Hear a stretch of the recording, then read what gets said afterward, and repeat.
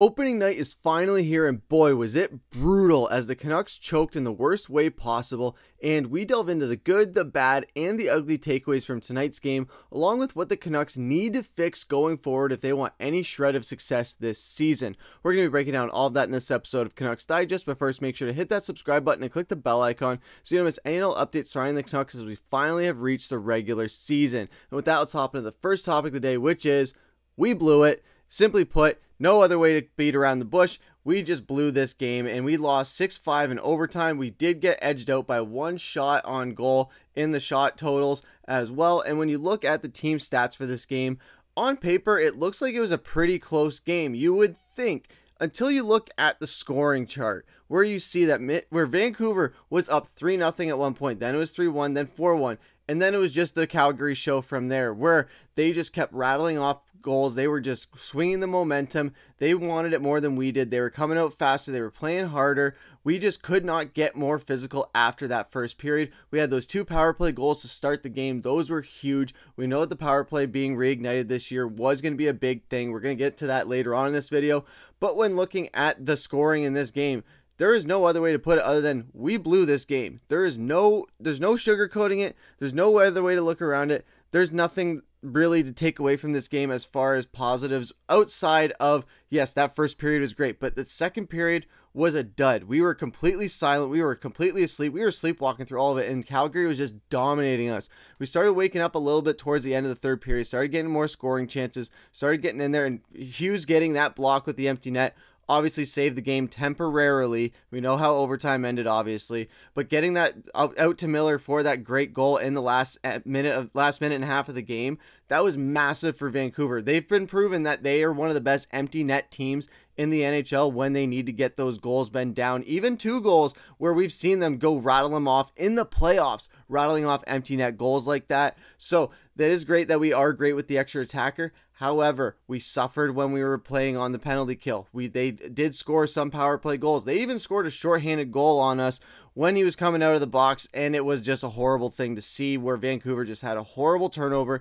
JT Miller was a little bit of a liability on that play, but he did have the Gordie Howe hat trick. But when you asked him after the game, he didn't care about the Gordie Howe hat trick. He cares about winning. He knows that Vancouver apparently did not want it more than Calgary did tonight. They got outplayed. It was just that first period just seemed to be so much, and then the energy was completely sucked out of the arena as the game went on, and just Calgary kept mounting them up. We heard the crowd try and get Vancouver back into the game with the "Let's Go Canucks" chants, the "Go Canucks Go" chants. We heard them raging throughout the arena a little bit in the third period. But again, it just was not enough to carry them through to win the game. We thought we were having a little bit of hope as JT Miller closed it out in the third period. But once we got to overtime, it was just Calgary swarming us. We were a little too slow. Hronek had that bad defensive play where it led to the goal. So yes, it was a bad step for the Vancouver Canucks, but again, this is only the first of 82 games. We got 81 more games to go. We still got a point out of it, so again, it's not too much to panic about yet. I know Tocchet's not worried about it. He said in his presser that, hey, these are things that we just have to work on going forward. We did do some things right, and we're going to get into that as our second topic of the day, and that is the good, the bad, and the ugly. First, we're going to touch on the good. Looking at this starting lineup, they had some good chemistry early on. Conor Garland was great on the power play as well. We're going to touch on the power play guys in a second. But as far as just the overall starting lineup, you saw guys that were playing really well together. Boeser and Miller, they picked up right where they left off. Danton Heinen is looking awesome on this first line and in that top 6 pairing.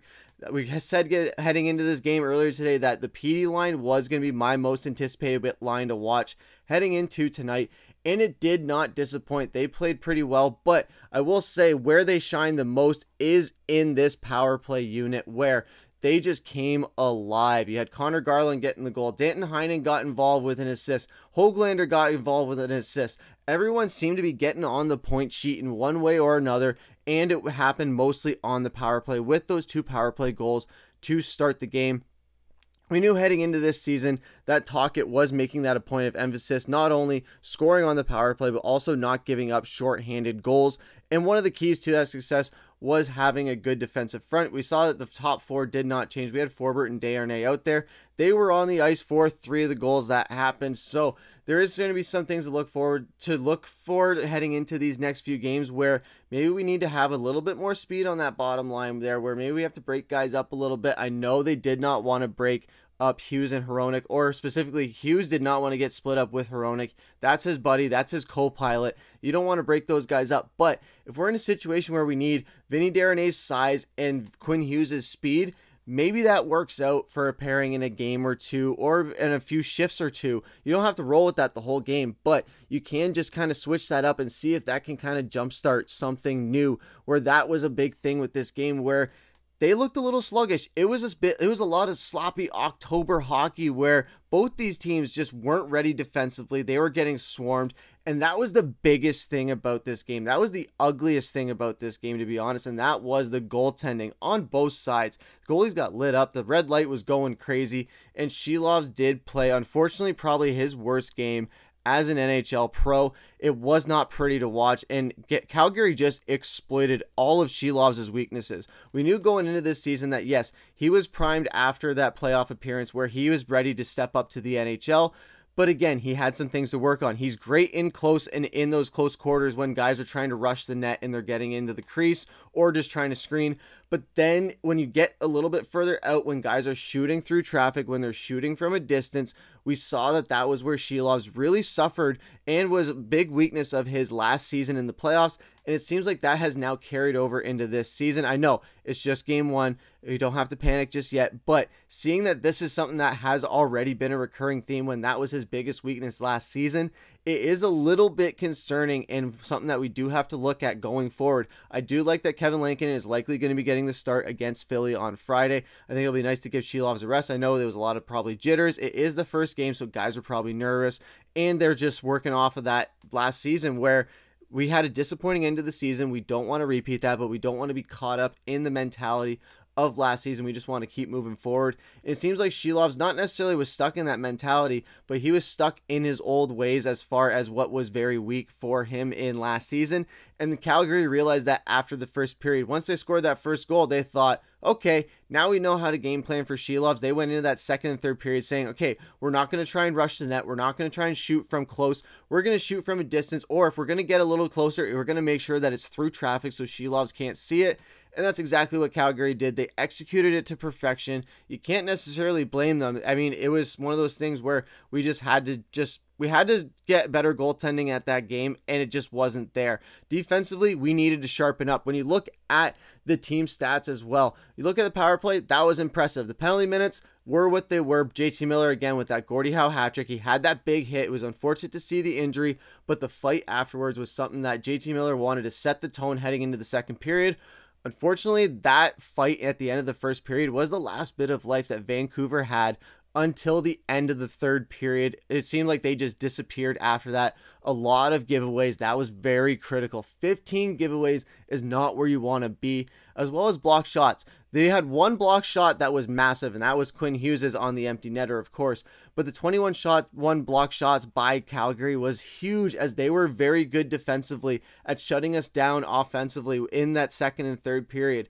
Their shots on net were very, very scarce. We went from 15 to 5 shots on net in the first period to Calgary favoring 10 to 3 and 9 to 7 in the second and third period. So that was huge for Vancouver, where they could not get anything going offensively and just were completely neutralized. Calgary executed their game plan to perfection, and you couldn't blame them for it. And you look at the hits as well. The hits are not what Calgary is used to. We're used to playing a little bit more, or what Vancouver is used to, I'm sorry. We're used to playing a little bit more physical. Yes, we got a lot more shots on net than we were used to in last season. You would like to see that get up to the 30 mark or the 35 mark. We saw with Toronto earlier tonight, they got up over 40 shots, which was insane. But that's a highly offensive team. This is more of a defensive team.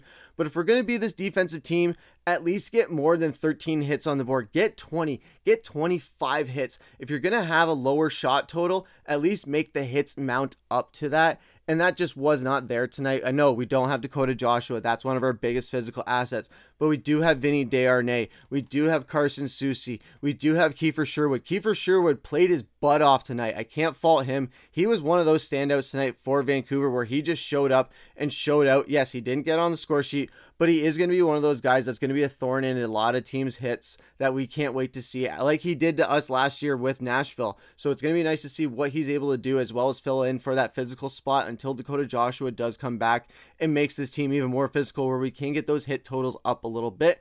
But what did you guys think about game one? Are you guys worried? Are you hitting the panic button already? We know Canucks fans are a little bit crazy. I know I'm a little bit one of those crazy fans as well, where sometimes you want to just have a hair trigger reaction, or you guys just calm. You guys are just saying, hey, this is just the first game. We have a lot more hockey to play. It is October. Guys have that summer hockey mentality where they're just trying to shake the rust off, shake the jitters out, and just get moving forward. We did get the first game out of the way now, so now it's just on to focusing on the rest of the thing. Who knows? Maybe we run the table and go 81-1. I'm not saying that's going to happen, but it's now one of those things where we have that first game off of our back, where now we can just go into the rest of the season and just power through this. We have the jitters out of the way. Now it's time to just go out and dominate and be this Canucks team that we all know that we can be this season. But what do you guys think down below in the comments? Love to hear what you guys have to say. And that's going to lead us into our final topic of the day, which is everyone's favorite topic, and that is comment of the day. And we see here from Round and Round 365 saying from our last video that Zadorov could have signed here if he really wanted to. He didn't, and he's gone to another cold, long winter destination. Coulda, shoulda, woulda. And this is in response to what Zadorov said in the media about what happened with Vancouver and them not being able to re-sign him. He felt disrespected by them. There was a whole other debacle, whether it's him being a troll, being honest, or just trying to have a bigger marquee matchup for when Vancouver plays Boston. Either way, it's great. It's great media. It's great sound bites to have. But again, we're happy that he's gone. We were able to get so many pieces without him, and I think Vancouver is going to be much better off without him. So it's going to be interesting to see what this physical identity of Vancouver is going to be going forward, especially when we get Dakota Joshua back. Can't wait to see what we do on Friday night against Philly. It's going to be a great game to watch. Hopefully a very physical game. Philly is going to be a tough team. They're going to play us tough. Hopefully we can just show up and show it and bounce back from this game one loss. What do you guys think down below? Are you guys excited? What do you guys think is going to be the outcome of the game on Friday? Love to hear what you guys have to say, and can't wait to bring you guys the next post-game video on that. But we're going to have videos leading up to that as well. We have a whole thing of content planned for you guys. Can't wait to bring you guys more of it. But that's going to do it for this episode of Canucks Digest. I've been your host, Griffin. Take care.